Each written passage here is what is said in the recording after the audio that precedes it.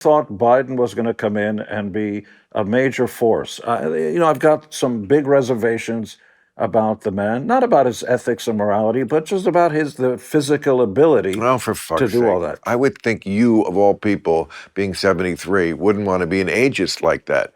You know, this is so funny. I am an ageist.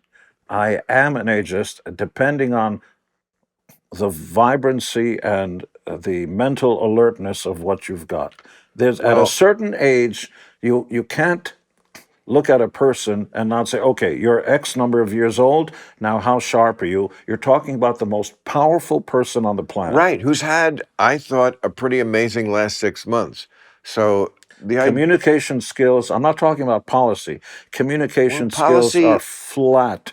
There is such okay, a thing but as the cult of personality, okay, but and I like the man, but the ability to communicate a message is nil. okay, but you got to ask backwards. Policy is the dog, No.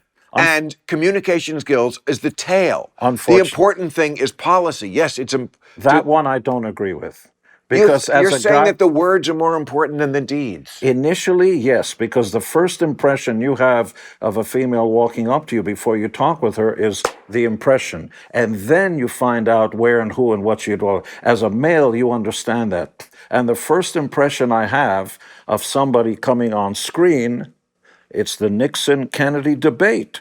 They weren't listening to what the debate was all about. Nobody understands political platforms. All they saw was the 5 o'clock shadow of Nixon and the little beads of sweat.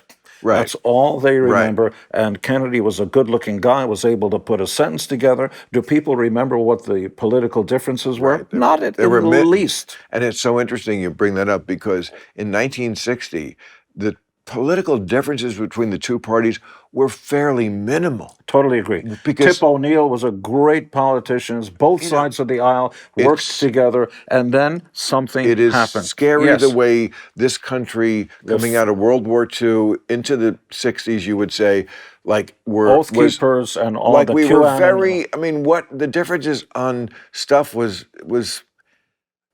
workable, and So- they did. That's why they did make deals, and So- then we just moved so far. Generally now, speaking, I'm a centrist.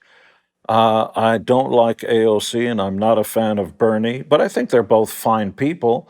I do like Mitt Romney and Miss Cheney. I do like that. And both sides hate you for saying those things because they both want you to align yourself with Well- what the marching orders are. If you're a Democrat, it means this. You're a progressive. I'm not a progressive. I know that business has to involve people who don't agree with you. you're about Gene to say. Simmons of Kiss. They can kiss your ass. What the fuck? Some What do. What?